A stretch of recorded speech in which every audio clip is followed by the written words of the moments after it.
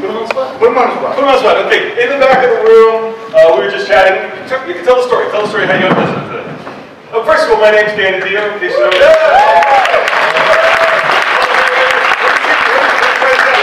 Greg Capullo?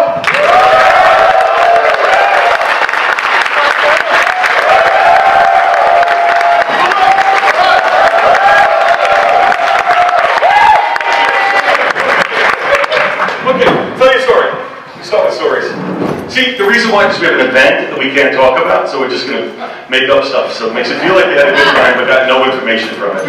So, back to you. All right, so I'm talking about a good friend of mine that I've known for a very, very long time. And he's like a confidant, supports me and all kinds of stuff. And I had some issues that I wasn't happy with, and I was complaining. And he goes, I got the perfect thing that I want to send to you. It's going to make you feel better. It's going to put a smile on your face. And so then he says, where are you? And I says, I'm in Florida. He goes, you're in Florida? Where in Florida? I says, I'm in Orlando. And he goes, oh, for a show? Yeah, I am for a show. What's your hotel and room number? Because I have something I want you to have. It's really going to put a smile on your face. And so I'm like, what the hell could this be, you know? And all of a sudden, I get knocking on the door. He tells me also, to be a total blind guy, I know this guy Florida's going to bring this thing. So I knock on the door, I don't answer because I'm busy. I get another text. And, you know, man, I have a wife. And so I get another text. Goes, you know, my friend is knocking on the door, nobody answered. I know, you know, busy. You know, I want to stay married, hopefully. And so he goes, okay, I'm going to send it back. And he knocked on the door. And who do I open the door to find? Mr. Todd McFarlane.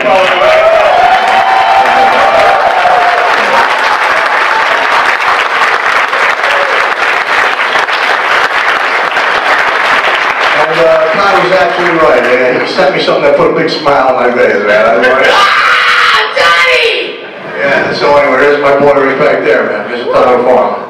And there, he went to see you in, he was going to see you in He's ready to go to see me where I live, up in New York. And he was in Penn Station, because he just assumed I was home. You know, and then at the last minute, something just kicked him in the brain. He goes, maybe I just better be sure before I get on the train to go Greg's out. And so he had flown from Phoenix, Arizona to New York, thinking that's where I am, only to find out I'm in Orlando. And he's like, oh. And talking to his wife, he goes, you know, there's a convention going on in Phoenix. There is the internet, Todd. You could have searched to see where Greg was. Wouldn't it have been something if Greg was in Phoenix Comic-Con and he flew out of Phoenix to New York and had to then fly back to Phoenix to see Greg, you know? But that's just kicking a dog while it's down, you know? And when you think about it, there's actually, believe it or not, guys, there's 5 conventions going on this weekend. You know that? There's one in San Antonio, one in Phoenix, here in Orlando, one in London, and one in San Juan, and we chose here to be with you. So that's it.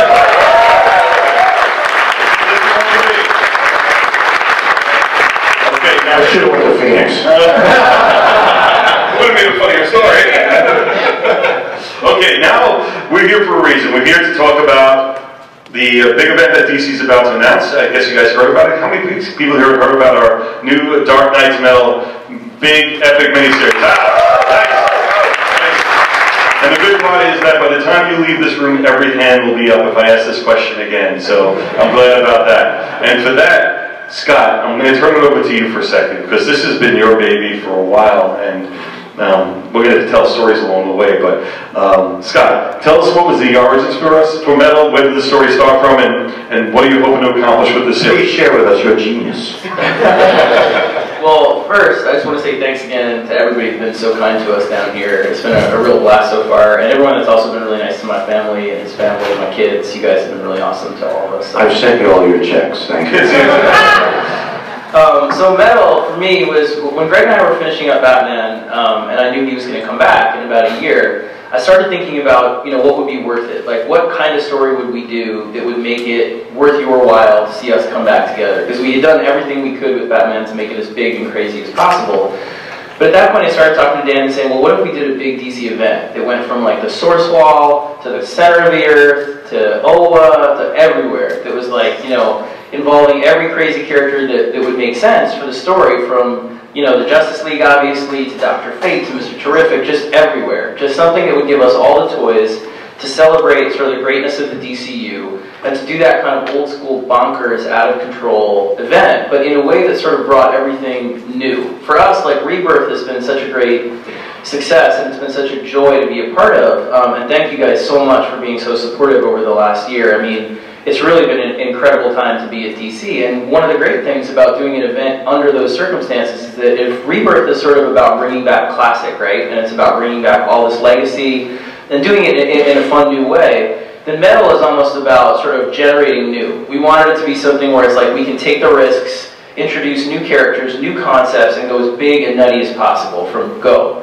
So we want you to open it and just be like, what the F are these guys doing? This is crazy. F stands for a bad word. Yeah, there's kids, just like a kid with a pacifier. Grow up, person. Anyways, Disney. Anyways, it's the least metal thing in the world. I have like my Mickey Mouse band on. That's why you use the F instead of the word. Yeah. But so anyway, so I started thinking about this story where I was like, all right, well, I've had this idea in the back of my head for a while, you know, where I was like, I'd love to do a story where Batman and the Justice League start to discover a mystery that leads them to understand that their cosmology, the whole DC multiverse, is much bigger than they ever thought, right? And all of those stories are exploratory, you know, the ones that sort of have the multiverse in them, usually we go to other aspects of the multiverse. And I was like, well, what if my kid loves the show Cosmos, right? He loves Neil deGrasse Tyson, and he's 5, so he like calls him Cosmo and all that. And we watch it all the time together. I just got him like a custom Lego figure of Neil deGrasse Tyson. It's really cute. He has a cup though, which is so weird. I'm like, why does he have like a goblet like he drinks? But anyway, cup of knowledge. That's what I'll tell him instead of oats for beer. Anyway, but the thing I'm getting at is that one of the concepts that I loved was that's so fascinating to me about this moment in astronomy is that they discovered recently that our whole universe is made up of mostly this stuff, dark energy and dark matter, right? So about 80+% of the universe is actually stuff that we can't see or detect, but we see its effects in the way it holds constellations, galaxies together. So I was like, well, what if the DC multiverse is the same way? What if the multiverse that we know, those 52 universes that Grant has sort of set up with that beautiful map and diagram, essentially exists on this roiling ocean of dark energy and dark matter, this phantom, scary, really unknown and unexplored place of all new sort of possibility, all new worlds, all new kinds of things. And Batman starts to discover this, and the whole League discovers it just as they realize that that dark multiverse is about to invade. So instead of us going there, they're coming here in a terrifying, big, crazy way. So from go, it opens up this whole kind of Pandora's box of the world, the universe is bigger than we thought, there's new characters involved, there's new threats, there's new cosmology, there's new, all kinds of sort of, you know, beings from the dark multiverse. And all of this stuff has been such a joy in terms of it being this huge forge, this kind of like engine of creativity among Greg and me and the creators involved, because we just want to go out there and melt your face this summer. And we want it to be... Melt your face! We do. We want it... What started Melt Your Face? I probably did. I think you did too. Probably, yeah, Death in the Family, or whatever it is. It's like the... But they, yeah, what we want is like, we know, you know, with these kind of events too, we want it to be celebratory. It's got huge effects at the end, it spins tons of new stuff out, it's going to change things and all that. But it's not dark grim. It has dark in the title consistently, dark matter, dark days, dark because of the dark multiverse. We want you to feel it's celebratory. It's huge and threatening, and you know, characters you're going to see big effects. But we also want you to come and just feel like if, you know, Jack Kirby and Frank Frazetta had a baby to like a heavy metal soundtrack, just a screaming heavy metal soundtrack. Yeah! Right. This is that event with like robots and Batman rides a dinosaur in issue 1 at one point. I'm not even kidding. I'm not even kidding. It's literally like, that's a super spoiler, but it is true. It is true. He escapes on one, which is sort of awesome. He's like, go! I just love it. And it's not the dinosaur from the cave. It's like a real dinosaur with like feathers and shit, feathers and whatever. We want you to have fun. We want it to be something where we can say thank you guys for making us have one of the best years in history, creatively, commercially, all of that. And so we can take the risks and do things that are just outside the box and create new for you. Because, you know, you got Doomsday Clock, you got Rebirth, all that stuff that's going to set in place a lot of stuff you always love. This is the place to come and just rock out and have fun and release your inner rock out and have fun with us this summer. It really is a way of us saying thank you and just going nuts. So that's my best pitch. That's sort of everything in a nutshell that I said to Dan when I was like first trying to get him to do it, I was like, yeah, I remember pitching it to him and I'm like, and it's gonna be called Metal. And I was like silence on the phone. He was great. He was like, and then he was like, let's do it. I like jazz. That was the second title. Yeah. Call it Snazzy Jazz. No, my favorite, I'm going to have to say this part. Yeah, he did pitch it on the phone several times, and the way Scott works, in case you want to know, is that he's constantly pitching it off of everybody, trying to see how people react and what the statement is. So, this is a true story. We're at the Boston convention in August last year, and he was still pitching it. So it's 1 o'clock in the morning. 1 o'clock in the morning. Let's remember this, guys. 1 o'clock in the morning. I'm sitting there having a beer with somebody else over there, and out of the corner of my ear, I hear Scott's metal pitch. And I'm like, is he pitching? And I turn around. He's pitching it to my fiance of all things. I'm like, are you pitching her the metal? And he goes, no, I value her opinion. I'm like, you were caught pitching her metal. So, and then he's like, make sure you don't tell anybody. I said, I think you've pitched everybody. Nobody left to tell. I literally was talking to like Amadeo, anybody. Well, the thing is that what you got to remember too is that all of us involved in this business at DC, you know, everyone from the top to the bottom, they're in it because they love comics. So you get to know them, and it's great to talk to assistant editors, everybody. He is right. I pitched to everybody. I just pitched it to you guys. I was just pitching it straight out. So, and you got the same exact pitch we did. And you bought it, right? It's cool. Okay, how do you pitch it over to you, Greg? What's your thoughts on it? Well, I mean, Scott said to me, we're going to be reuniting, and I gave this a lot of thought, and I want it to be somewhat about you even, and I go, what encompasses, Greg? I mean, how do his fans, perceive him? And he goes, you're just kind of like this rough guy who's like metal, and he goes, so I just want to write this big, crazy rock and roll type thing. And then he starts telling me a lot of things he just described to you about dinosaurs and all this kind of crazy stuff with the cosmos and using these characters and gladiators and sword and motorcycle, and you just go, I'm in. It was like Jerry Maguire. The only thing I got to do is get him to sneak in we're going to sneak in some Marshall amplifiers, full stacks, maybe a couple Les Pauls, Flying V's, and we're in business.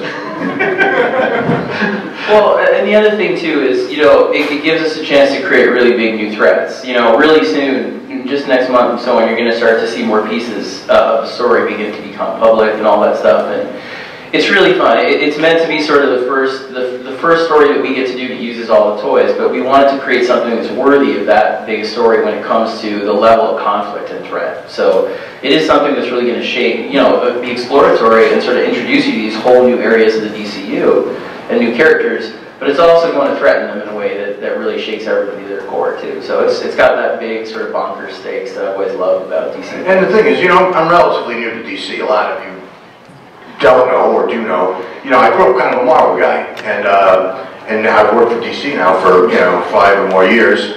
And but I haven't done many of their characters, right? I was on Batman, and we had some cameos in there, the JLA, and a lot of people go, Greg, well, God, get on GLA, and I'm like, that's a team, but I'm out. That's a lot of work, man. And but anyway, so I get to do the JLA, excuse me. And but so many more of the characters, as he's saying. So I mean, I'll tell you, one of the ones I can't wait for is Hawkman. I just think he looks badass, right? Yeah. That beak and the wing with that. I mean, I just go, oh, wait till I get my hopes in that one, right? But then I get to also create new characters for the DCU, which is super exciting, right? Anytime it's cool because when you're a little kid, you draw your stuff. You're just long before you're dreaming even of working for a company. But you're looking at comic books and you want to create your own characters. And most of them suck, but everyone says, well, I go, wow, it's cool. So now I can go to some of those sketch pads I had when I was 8 years old and go, yeah, this will work at DC. I'll just print that one up a little bit. You charge us top dollar for those things. Well, I'm going to print it up. It won't be in crayon.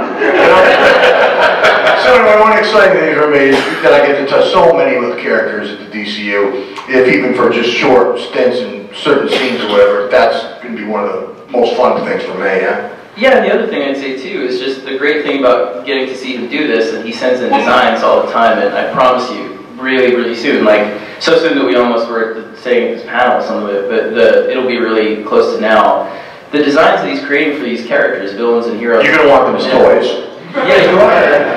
But it's also great because we're doing everything in continuity, in coordination with Rebirth. So one of the things is, I know that with the talk of Dark Multiverse, or you know, because we've been sort of hush-hush about the event for a while, because we were getting it all the assets and stuff together to get to show you, if there's any confusion about whether it's sort of outside continuity or it's another world, it's 1,000% in continuity, affecting the books, affecting the characters in ways that will spin a story out, all that kind of stuff. And one of the great joys of it has been able to go out to Burbank a few times, meet with not only Jeff Johns about it, but also meet with a lot of the writers on the books that I've become really close with, from Tom King, Josh Williamson, Steve Orlando, you know, up and down, Greg Rucka, and talk about some of the stuff that's going to happen to these characters in their own books and be able to coordinate with them in ways that create big new stories. So it's great to see him to be able to introduce all kinds of new characters and stuff, and also work within the kind of great tapestry of the DCU as it exists in Rebirth.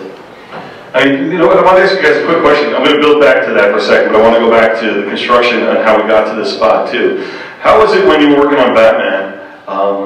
You guys going to be working any differently here on this series than you did on Batman, and how much of your Batman run is influencing what happens in the miniseries?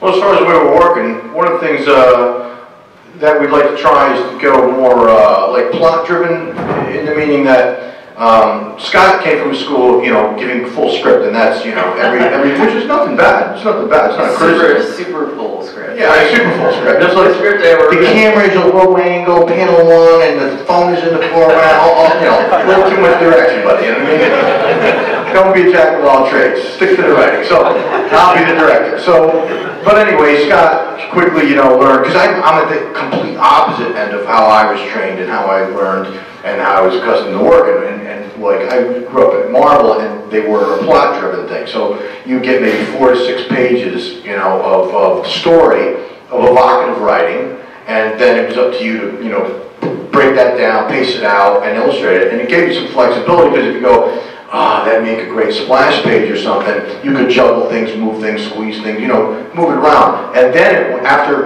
you illustrated it, the only thing, you have key moments of dialogue, because certainly as an illustrator, you need to hit those emotional beats to get the acting right for a certain scene.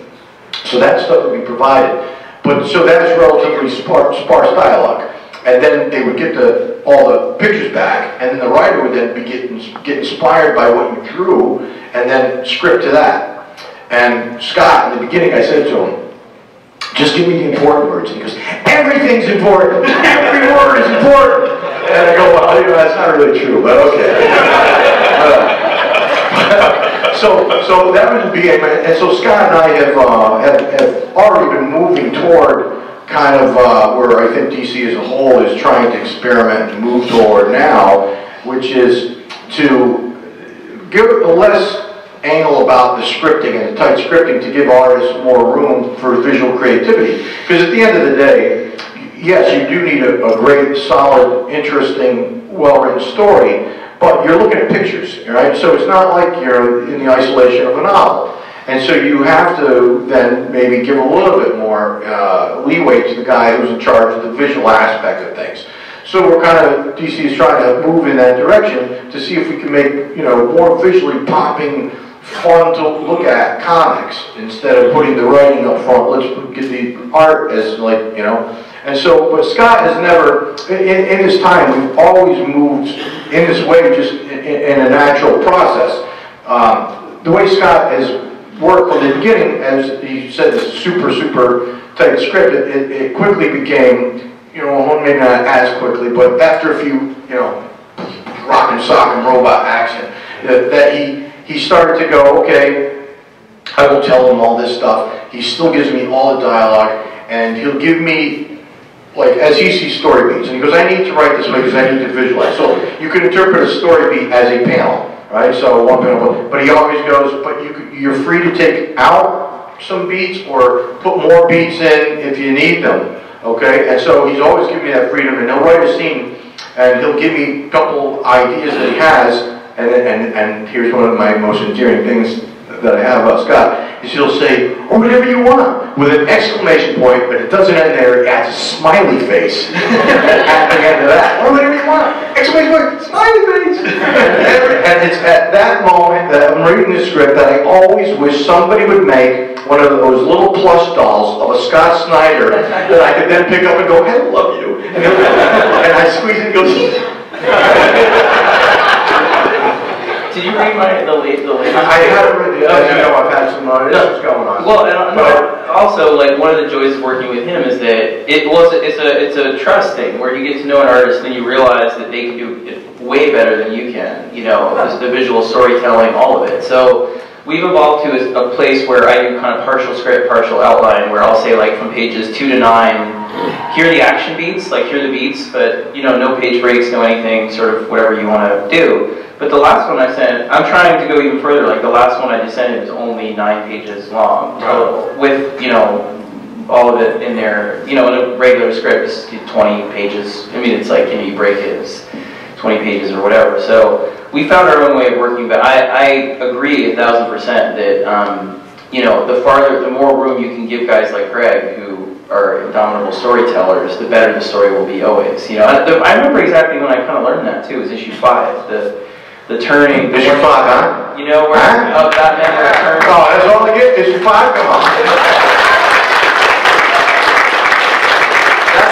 That was the first time because you came up with the idea of turning it, but also within the labyrinth, I remember you kept asking for more room, and I was like, all right, you know, I'll just put in a few things and see how it goes. And it was so much better than anything I ever imagined, and the whole feel. That I always point to that issue as probably my favorite, both because I love sort of the way that the daring that you had with the idea of turning it, but also looking back at our run, it's funny because you guys have your favorite issues, but I also have, and so do I, but I have favorite issues because they're points in our relationship as a team. You know, they're private that way, where I'm like, oh, that's where we went through this together, or that's where Greg helped me through this, or that's where this good thing happened, and we had just been at this con and that stuff. And that to me is the seminal moment where our relationship started to really, as creative partners, really begin to open up and become something special for us. Because, yeah. And as a team, I plan to still go in this direction with this movement that DC's trying to make, because it'd be like, it was easier for me. I was training how to direct and storytelling and all that, to go, okay, I already know how to do that. Now the guys give me a full script, and you know, okay. But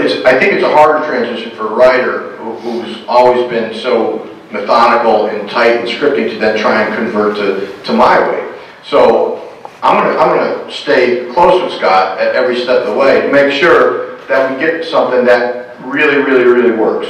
Because the nightmare scenario for me, because Scott can be a little wordy sometimes, right? Just a little bit, just a little bit.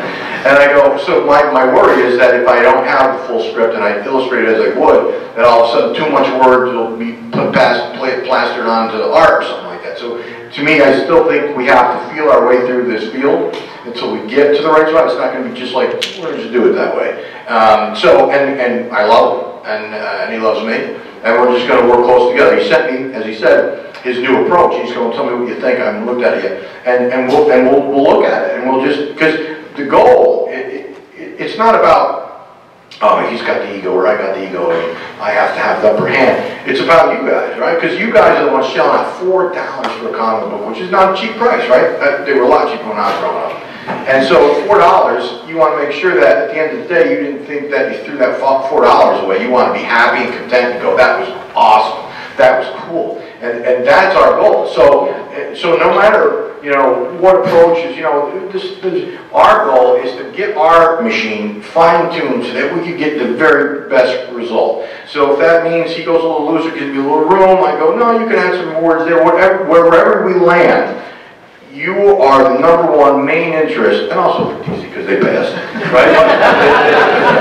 But ultimately, you know, we have you in our hearts and our mind, and we will work every day, hard as we can, for you. Yes, you do. You're not left out, you pay us. But we go hard as we can for you guys, and so we are going to find the most perfect blend, the way he and I work, that delivers the most dynamite to your hands, and that's it. Well, and with me,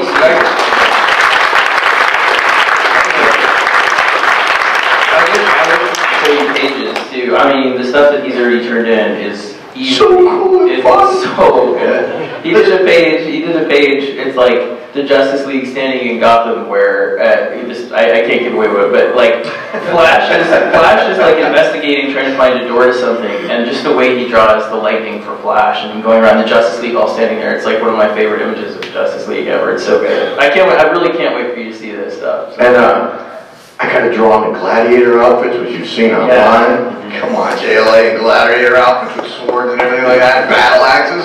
Oh man, they're fighting giant robots and stuff. It's so cool. How old are you guys? Really? And I'll tell you, right? Because Scott lets me, do things as I want to do them. So, I knew that like Superman was gonna be looking at something, and he made, his estimation on this thing that he's observing, and then he goes, and the next thing, the Flash goes and he investigates it. So the way I did it though, because I thought it's just cooler and fun, is like Superman's, looking at his thing, and as he's saying what he's saying, his cape and hair blow, and you see lightning bolts. Nobody had to tell Flash anything. If Superman didn't get a sentence out of his mouth, he'd I'm on it. And so that's that cool kind of fun stuff that I like to do, and he gives me the freedom to just play and do whatever I want. So. And I love also like there's a scene where they're coming back from space after this huge gladiator battle. And like Green Lantern, because Batman can't obviously survive in space, he's in a construct that Green Lantern made that's like a ship, coming back, and he drew him like so Batman is driving it, which is hilarious.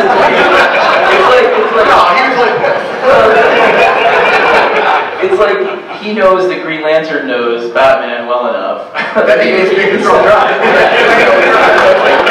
though it's like coming out of Green Lantern's range, which is awesome. So the way he thinks about character, I mean that's the thing. Like 1,000% true what he was saying about us wanting to make you guys something special, and the amount of thought that goes into the art day in day out is just is not only inspiring. It's why I want to work with him forever, is because it makes me a better writer every time. So he comes up with ideas for the story, not just in terms of designs, but in terms of how the scene plays out emotionally, that make me really rethink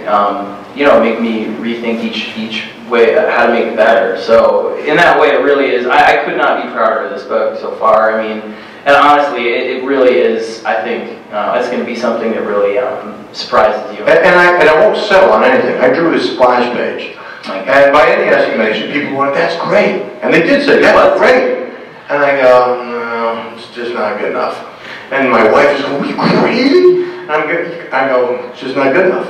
And even though you would have seen it and thought it was really cool. I texted it to like everybody in the DC writer. I was like, oh my god, look at this amazing page. And I go, that's terrible. If I was an editor, I'd go, here, kid, just push this 10% more this way, whatever. So anyway, I took the thing and I redid it entirely. And then my wife always goes, you're crazy. And then she sees my new edition of it and she goes, that is a lot better. Right? So I showed it to him, and he goes, both were great, because he's a politician, but it was better. No, it was better. So my point is, when I said to you about your money and how I value you as the customer and my fan, I don't care if it cost me 2 extra days' work. It was like, I got to give them the best shot for that money.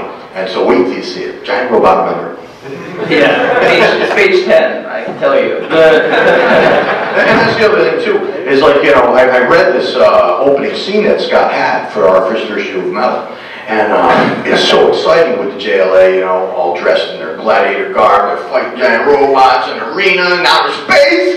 And you just go, and it's 7 pages, Greg. I go, 7 pages? I go, no, come on, I got giant robots and stuff in an arena. And so I expanded to 11 pages. And I go, no, this needs room to breathe, man. So here we go. So the rock show is as soon as you open it, there's where the lights and the smoke and the power bombs go off, and we're in business. So. It really, that's the fun though, is like, whatever room he needs, he takes, and it makes it better for me. Like, I can adjust, he can adjust, so. It's a lot of fun. And go back to what Dan asked also about how it'll sort of tie into the stuff that we've already done.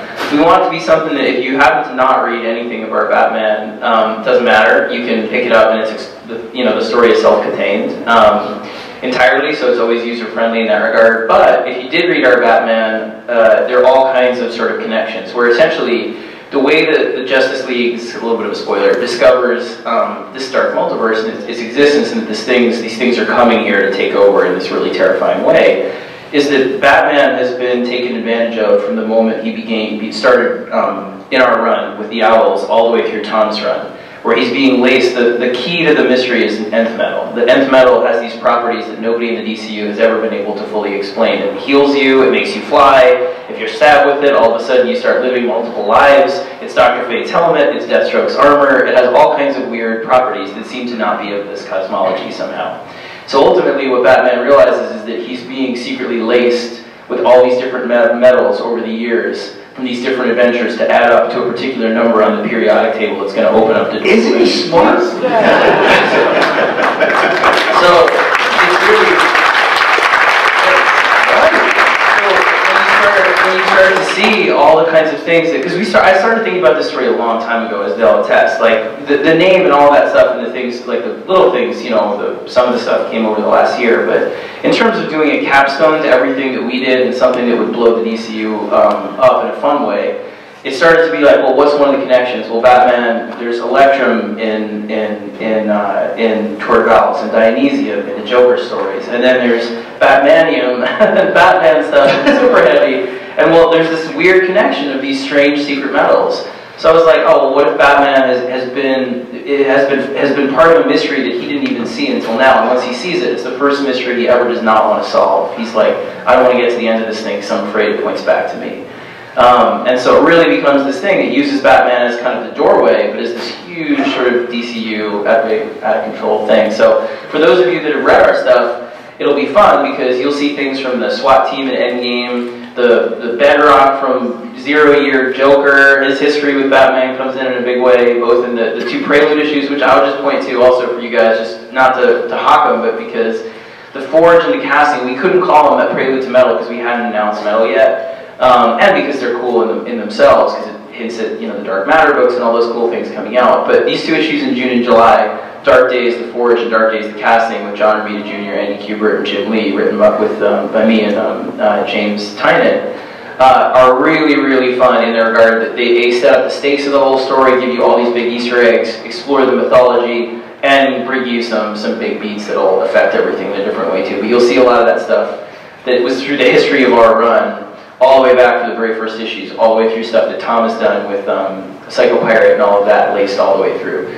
So it's gonna be a lot of fun, and the button too, it references that as well. So it's really done in coordination with everything in the DCU, and we want it to feel like it's this on-ramp, like everything you've read by us, all the stuff that's been happening in the DCU. The reason that Batman set up all these teams like JLA and Detective, the reason he set up, you know, did the Detective Comics team, the fact that if you notice, Damian's the head of Teen Titans, Dick is the head of Titans. It's almost like Batman's been placing people in around the DCU because he knows something terrible might be coming over the last year, right?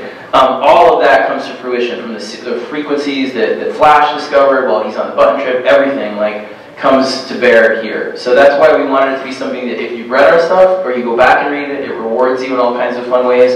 But if you haven't, you can just dive right in and it'll be like blam from page 1.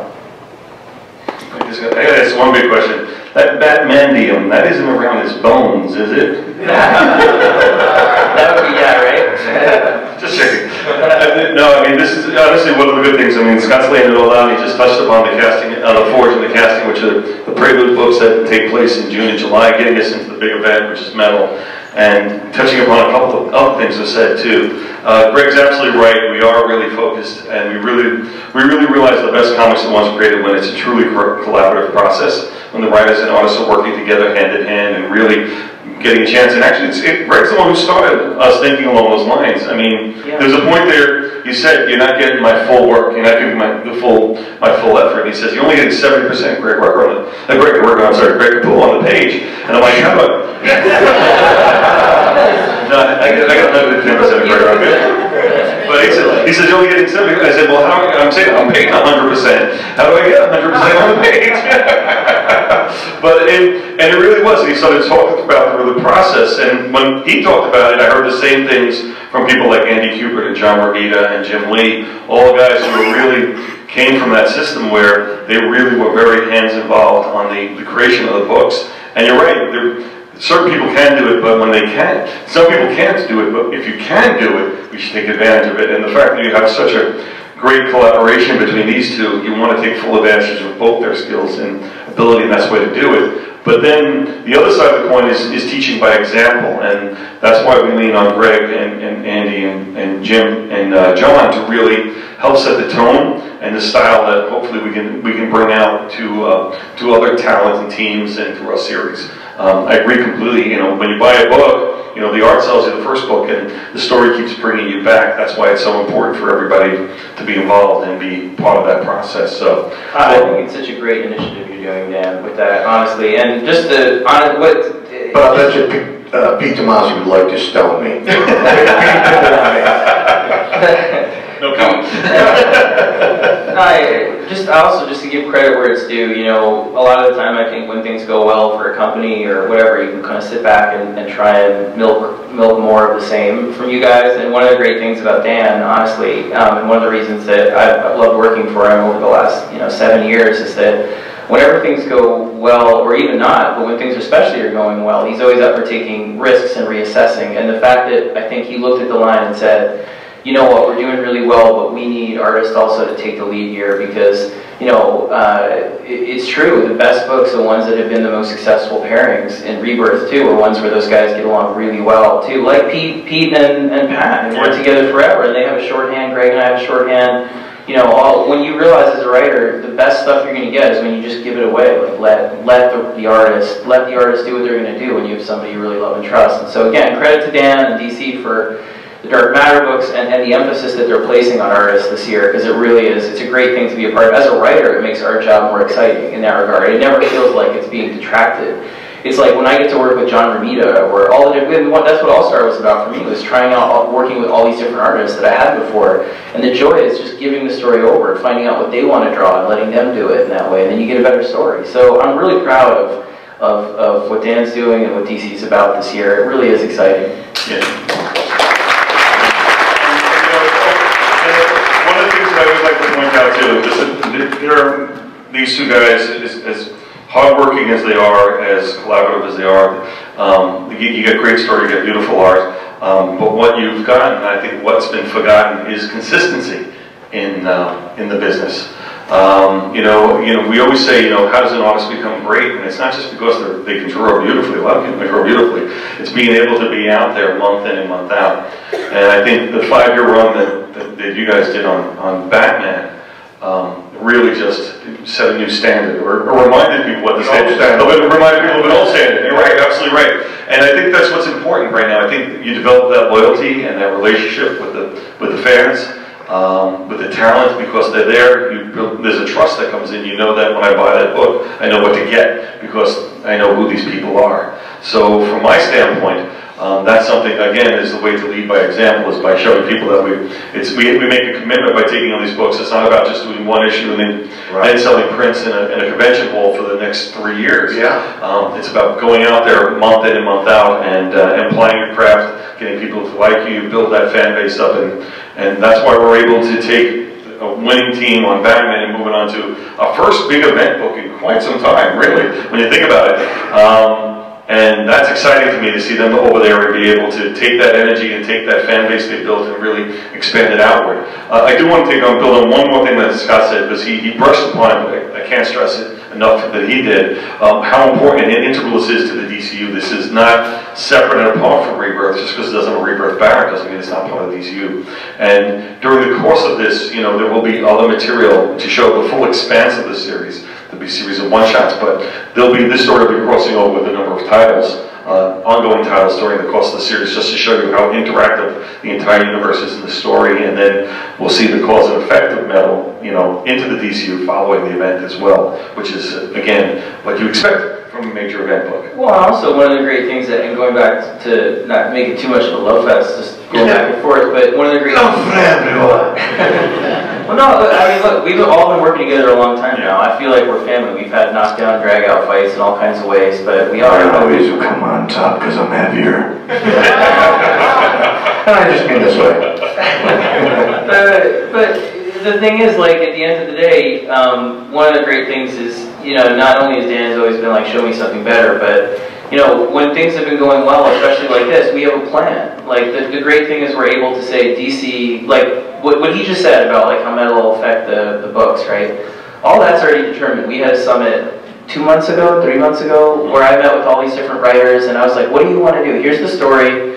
These characters need to go find the remnants of this metal, this different end metal around the DCU to save it from TBA, to be announced terrible things coming. What do you want to do? What serves your story? And that joy, you know, I love collaborating with the other creators that way. The other thing I'd say is that, so now where we are is we're getting to plan all the stuff that spins out of it already. Meaning the stuff that we know what's going to happen at the end of the event. But, you know, effects on stories and books. So it's been great to be able to work within this big plan, you know, and be able to be like, we have this, we know what we're doing all the way through the end of 2017, all the way into spring, summer, almost 2018. And we want you guys to feel that when you read this event too. And Dark Days, The Forge, and the Casting, you start to see that there's a big plan that not only has been playing out over the last year in particular, but over the last, you know, 5 years in terms of Easter egg clues. But you can see the hints of what's coming in ways that will be paid off in big ways over the next 2 years, you know, and that everything has been great in terms of going out to DC and being able to just set up a real sort of map, you know, for all of us as creators. So it's been great that way. You know what? Let's see. We got about 15, 20 minutes left. You know what? If we have questions, can we line up with a mic and then we can take questions from over here? Can I say one quick thing, which is because I know I don't want anyone to feel like they have to rush out to get in line for us, because one of the things they warned me about was our signing. We are only signing today, right after this, and so I know a lot of people wrote me and tweeted me saying, I'm sorry I'm going to miss the panel because I want to go get in line, and I know the line is down there already. But what I did was we talked to the people at the booth, and we made sure that they cut the line early so that there's extra space. And if you guys go down there and tell them, they wanted us to make up like a code word you can give them. It's like, you know, Hail Hydra or whatever. They go down and tell them. You can find something more creative than that. So, yeah, if you just go down and be like, I was at the metal panel, do the horns or whatever, they're going to try and let you into the line anyway. So I know that a lot of you gave up spaces in the line to come up here and listen to us talk, so I don't want you to think you're going to miss out. Thank you. We would have been very lonely without you. Okay, first question. Hi, how you guys doing? So you guys... You want us to talk into the phone? No, just recording. Okay, okay. You guys have been talking for the last 30 or so minutes about metal, which is awesome. I can't get the idea out of my head of Batman riding a dinosaur.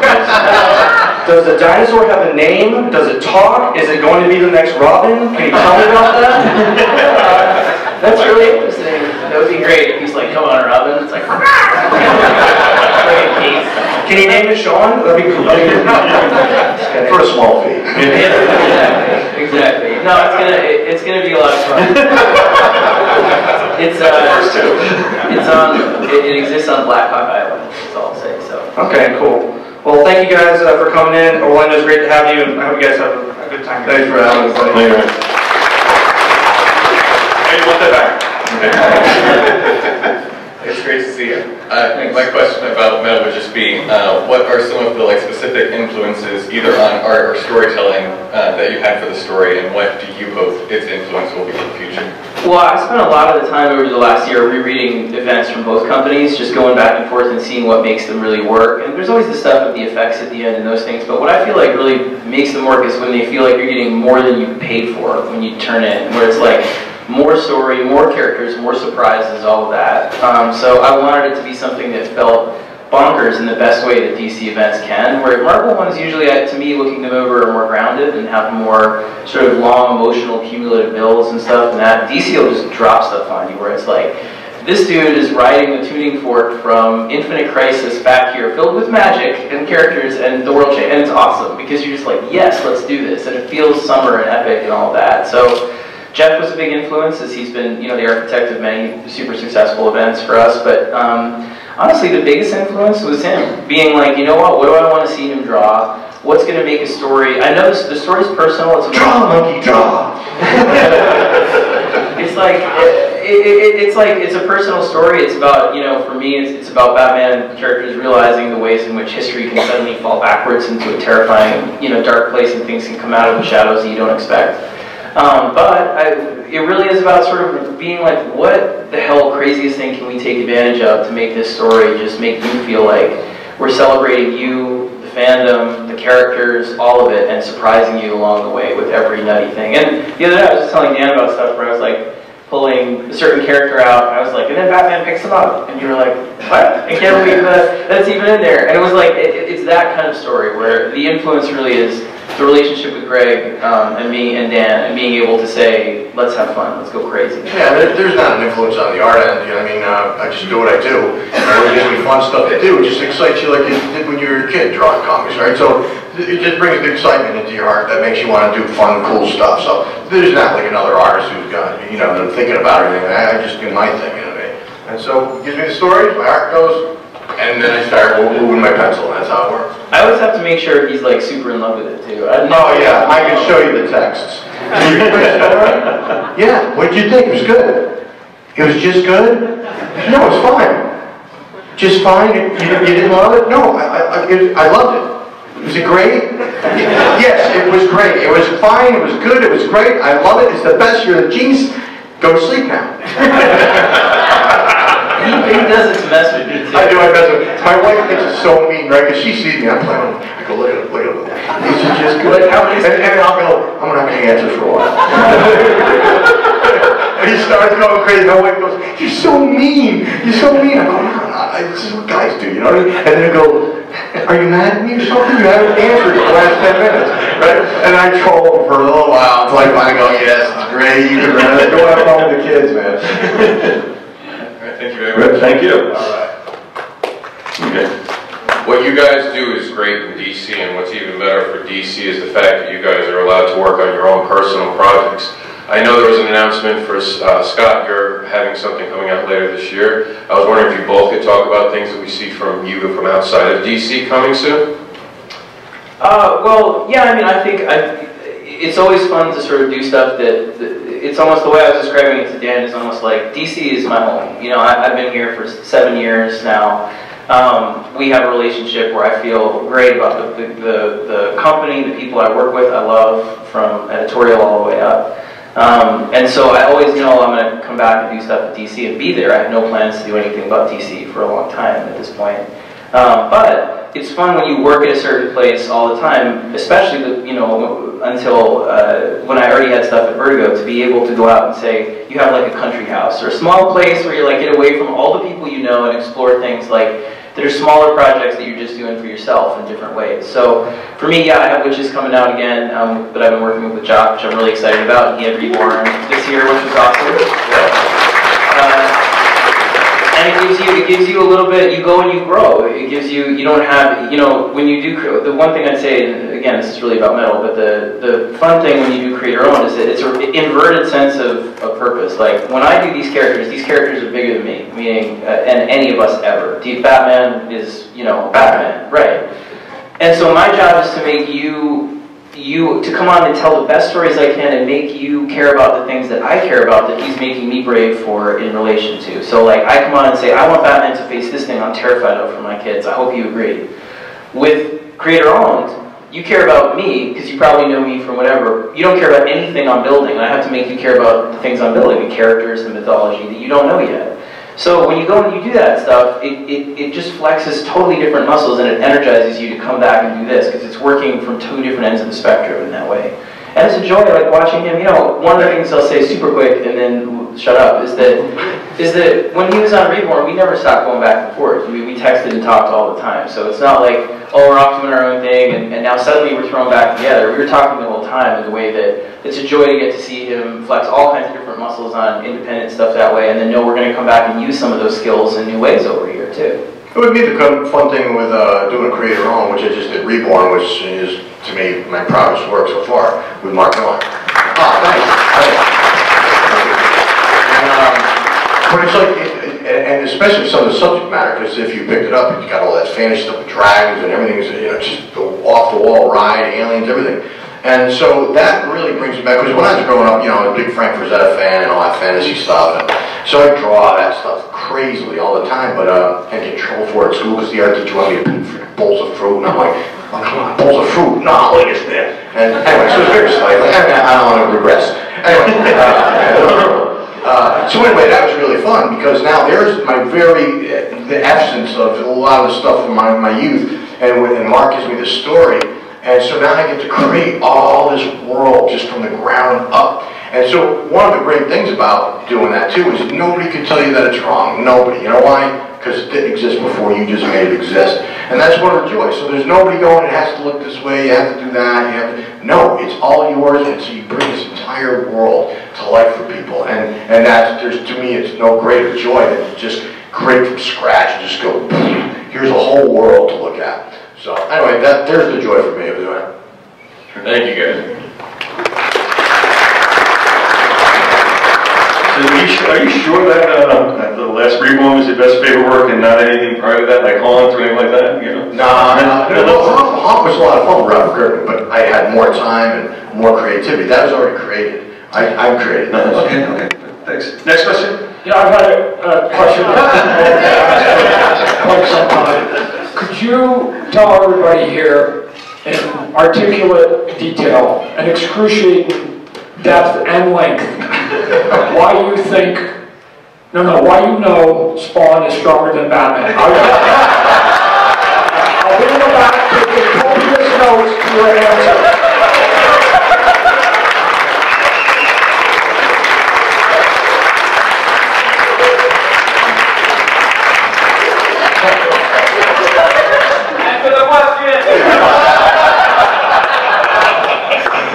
Wow, right now I'm going, there's a guy who used to pay me, here's the guy that pays me. No, man, I think it's one of those matches that you can't really put in the same arena too much. I mean, Spawn is supernatural realm, so to me, I don't know, I think that gives him the upper hand. But then on the other hand, the guy who pays me, the dinosaurs. Listen, I love all those characters so much, I'm just glad that I had an opportunity, and I hope they just get along, because I love them both. How's that for a political answer?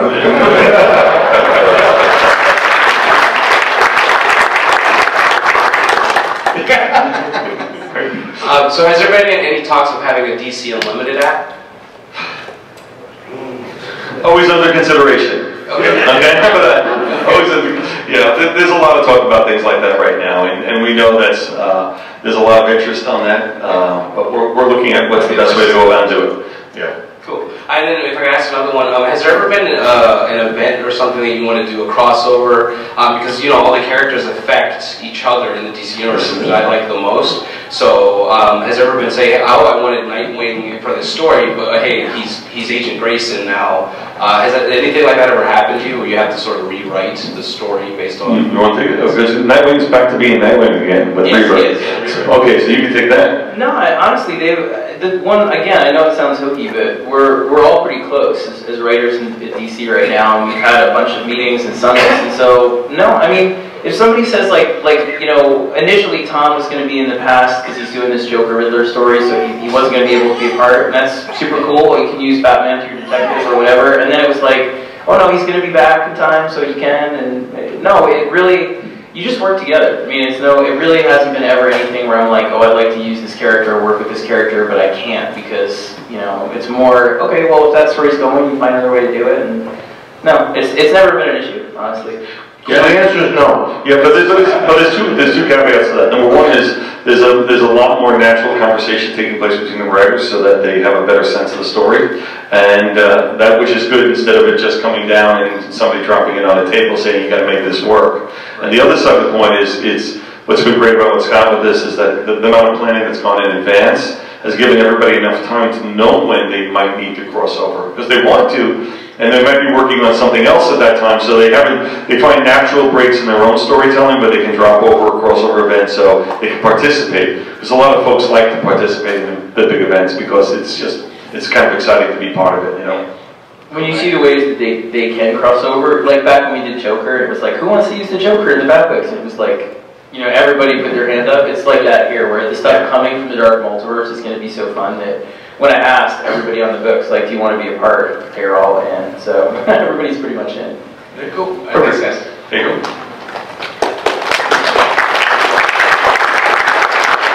Hi there. Hey, Owen. Okay, what's the costume? Oh, I'm not recognizing it. This is the spy from Team Fortress 2, so... Oh, that's why. If I put the glasses on. Oh, that makes a difference. That works in, okay. I mean, first of all, I don't really have a question. I just kind of want to fanboy to you guys right now. I'm just, one, to you, like, you guys are, to me, the Stan Lee and Steve Ditko of our era right now. It's just... Which is which? Which is which? No, like, you mentioned, like, you were inspired by, like, Frank Frazetta, and I really see a lot of that, and, you know, you talk about making key moments happen in your work, and it's just, it comes out so beautifully. From page 1 to the last page of your entire run was perfect. Beyond anything I can really describe. I just want to say I love you. Well, wait till he takes off the mask first. like, just specifically talking about my favorite moment from you guys, you actually hit up on the issue, which was something unique as far as the whole reinvention of the Batman mythos. For a lot of time, as a fan of Batman, it really did seem like Batman was, Bruce Wayne was a small god. So for him to be put in a situation like underneath the tunnels of Gotham, creeping around in the darkness with no idea what's coming out at him, and vulnerable for the first time in a while that we've ever seen him, like very visibly shaken, was a moment that I could not possibly have seen for that. And for you guys to illustrate that and write that was beautiful. Like, thanks. You can come home with me later. When I feel down, we can just talk. The last thing I just want to say is thank you again so very much for all the work that you guys do. You guys don't get enough, I think, and just thank you so much. Thank you so much. Thank you. And I just want to make a suggestion. Scott, whenever you're looking for that, find out something's great with a text, I would send it to him. Totally would. Hi guys. How you doing? Hi. I'm a fanboy a little bit too. Oh, so, please. Just a tiny. Don't hesitate. So first thing, Rebirth. I'm loving everything you guys are doing. Second thing, you guys' work has helped me get my wife into reading comic books, so thank you for that. Wow. You're running Batman. There you go. Now I can get my wife into reading comic books. So I got a question for you. My neighbors hate me. If I just blast Slayer's Hell Awaits and Judas Priest Painkiller while reading this every weekend, is that the perfect soundtrack for this? That would be perfectly acceptable, yes. Alright. Anyways, thank you for your work and keep the Rebirth thing going, man. It's amazing.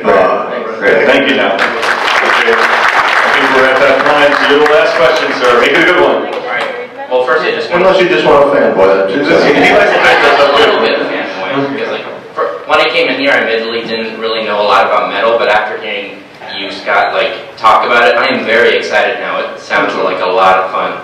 Thanks, I appreciate that. And like, I guess my question is, like, I mean, you guys did Batman for a while, but like, if there's any other like DC character that both of you guys would want to like work on together, like, who would it be? I guess. Well, this has all of them. So this has kind of all like. But I think I would just whip ass on Lobo. You know, old school Lobo. I think I would respect that. Spanking Lobo. I'll make a good convention saying Spanking Lobo. Alright. That's pretty much it. Oh, that was good. That was good. Just saying. Okay. So following Spanking Logo, I want to thank you all for joining us here. Thanks for the support, and look forward to the